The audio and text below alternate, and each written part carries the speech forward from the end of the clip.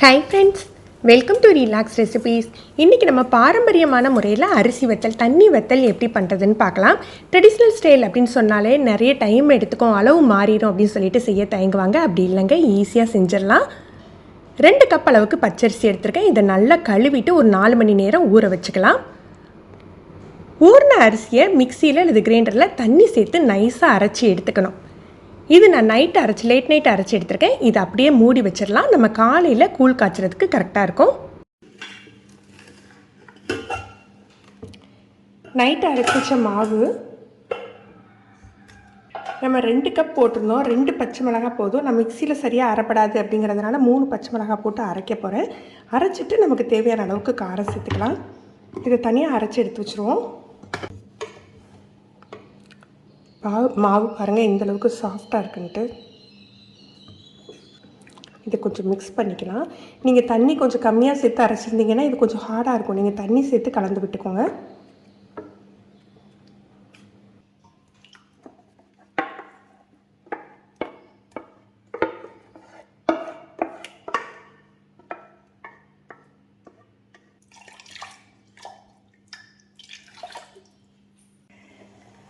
தண்ணி அளவு பார்த்திங்கன்னா 1 கப் அரிசி எடுத்துருந்தோம் இல்லையா, 1 கப்புக்கு நம்ம தண்ணி வத்தல் அப்படிங்கிறதுனால 6 கப் அளவுக்கு தண்ணி சேர்த்துக்கணும். நம்ம 2 கப் அப்படிங்கிறதுனால கிட்டத்தட்ட நான் 12 கப் இது தண்ணி சேர்த்துக்கிறேன். முதல்லையே நம்ம சேர்த்துடலாம். இதே கட்டி வத்தல், கூழ் வத்தல் அப்படின்னா தண்ணி அளவு, குக்கிங் நேரம் எல்லாமே உங்களுக்கு வேறுபடும். இதை நல்லா கட்டி இல்லாமல் மிக்ஸ் பண்ணி விட்டுக்கலாம்.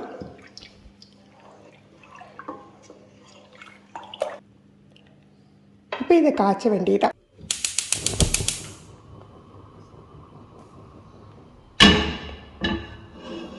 குறைவாக வச்சுக்கோங்க. லோ டு மீடியம் ஃப்ளேமில் இருக்கட்டும். அரிசி மாவு அப்படிங்கிறதுனால சீக்கிரமாக கட்டி தட்டிடும். நம்ம கைவிடாமல் தான் கிளறணும். கிளறையில் அடியில் நல்லா படுற மாதிரி தான் கிளறி விடணும். ஏன்னா அரிசி மாவு அடியில் தான் போய் தங்கும். 5 நிமிஷம் ஆயிருக்கு. நம்ம குறைஞ்ச தீயில தான் போட்டிருக்கோம். அதனால் இப்போ தான் சூடு வர ஆரம்பிக்குது. உப்பு சேர்த்துக்கலாம். உப்பு வத்தல் வடகத்துக்கு எப்போதுமே கொஞ்சம் அளவு கம்மியாக தான் சேர்த்துக்கணும். ஏன்னா காஞ்ச பிறகு பார்த்தீங்கன்னா உங்களுக்கு உப்பு கூடிடும். நான் இந்த 2 கப் அரிசிக்கு ஒரு 1.25 ஸ்பூன் தான் உப்பு போட்டிருந்தேன். நீ கொஞ்சம் உங்களுக்கு உப்பு தூக்கலாம் வேணும்னா 1.5 ஸ்பூன் போட்டுக்கோங்க. அதுவே உங்களுக்கு கரெக்டாக இருக்கும். இல்லை உங்களுக்கு நீங்கள் கல் உப்பு சேர்க்குறீங்கன்னா நீங்கள் போட்டு மிக்ஸ் பண்ணிவிட்டு நீங்கள் டேஸ்ட் பண்ணி கூட பார்த்துக்கலாம். உப்பு கொஞ்சம் குறைவாக இருக்கணும். இப்போ கரெக்டாக ஒரு 12 நிமிஷம் ஆயிருக்கு. இப்போ தான் கொஞ்சம் கொஞ்சமாக கூழ் செட் ஆக ஆரம்பிக்கி. இது நம்ம கூழ் வத்தல் கூழ் மாதிரி ரொம்ப கட்டியாக கொழுன்னு வராது. நான் உங்களுக்கு எப்படி இப்போ எந்த பதத்தில் அரைச்ச பச்சை மிளகாய் பேஸ்ட் நான் கொஞ்சம் 1 2 தான் அரைச்சிருக்கேன். நீங்கள் நல்லா நைஸாக கூட அரைச்சிக்கலாம். நிறைய மிளகாய் போட்டு நைஸாக அரைச்சிட்டு உங்களுக்கு காரத்துக்கு தேவையான அளவு சேர்த்துக்கலாம்.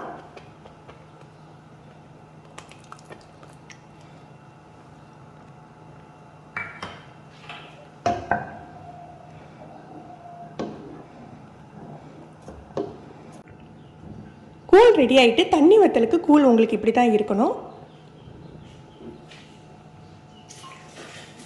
கரண்டியில் எடுத்துட்டு கையில் தண்ணி தொட்டுட்டு இந்த மாதிரி எடுத்து பாருங்கள். இந்த மாதிரி ஒட்டாமல் வரும். இதுதான் பதம். நீங்கள் 1 கப் அரிசிக்கு 6 கப் அளவுக்கு தண்ணி சேர்த்துட்டு குறைஞ்ச தீயில வச்சு காய்ச்சினீங்க அப்படின்னா ஒரு 15லேருந்து 17 நிமிஷத்துக்குள்ளே இந்த மாதிரி உங்களுக்கு ரெடி ஆகிடும். எனக்கு கரெக்டாக 17 நிமிஷம் ஆயிருக்கு. இப்போ நம்ம அடுப்பை அணைச்சி வச்சிடலாம். இதை ஆற விட வேண்டாம். நம்ம கொஞ்சம் கொதி அடங்கினாக்களே நம்ம எடுத்து போட்டுடலாம். அணைச்சிட்டு 1 டேபிள் ஸ்பூன் ஜீரகம் எடுத்துருக்கேன். இது கையால் லேசாக கசக்கிட்டு சேர்த்துக்கலாம். இதுக்கு சின்ன வெங்காயம் சேர்க்கணும் அப்படின்னு இல்லைங்க. ஒரு 2 டீஸ்பூன் ஜீரகம் சேர்த்துக்கலாம். நல்ல வாசம் பிடிக்கிறவங்க ஒரு 3 நல்ல வாசம் பிடிக்கிறவங்க 1 டேபிள் ஸ்பூன் அளவுக்கு சேர்த்துக்கோங்க.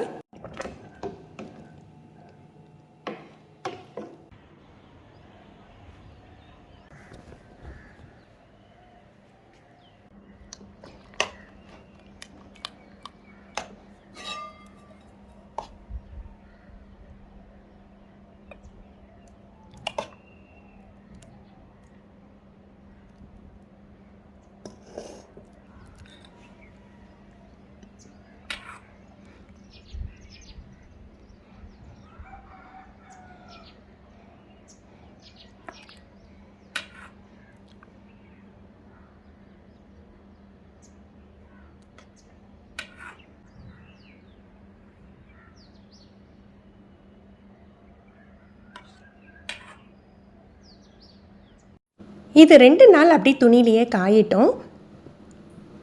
நைட்டு எடுத்து வச்சுட்டு திருப்பி காலையில் நீங்கள் வெயிலில் எடுத்து போட்டுக்கோங்க. நல்லா 2 நாள் காஞ்சிட்டு துணிக்கு பின்பக்கத்தில் தண்ணி தெளித்து விட்டுக்கணும். தண்ணி தெளித்து விட்டுக்கிட்டிங்கன்னா வத்தல் எடுக்கிறதுக்கு ஈஸியாக இருக்கும். முன்னால் மேலே வத்தல் மேலே தெளிக்க வேண்டாம், பின்னால் துணியை ஈரம் பண்ணிக்கோங்க. பண்ணிவிட்டு இந்த மாதிரி உரித்து எடுத்தீங்க அப்படின்னா உங்களுக்கு ஈஸியாக வந்துடும்.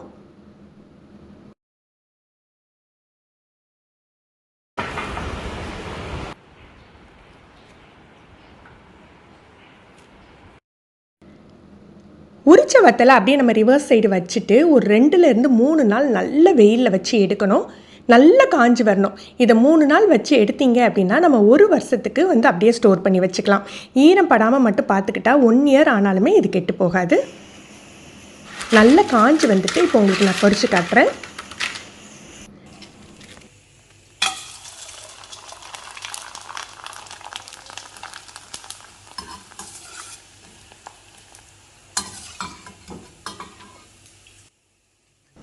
ஃப்ரெண்ட்ஸ், நீங்களும் இந்த ரெசிபி ட்ரை பண்ணி பாருங்கள். இப்படி இருந்ததுன்னு கமெண்ட் பண்ணுங்கள். இந்த வீடியோ உங்களுக்கு பிடிச்சிருந்ததுன்னா லைக் பண்ணி ஷேர் பண்ணுங்கள்.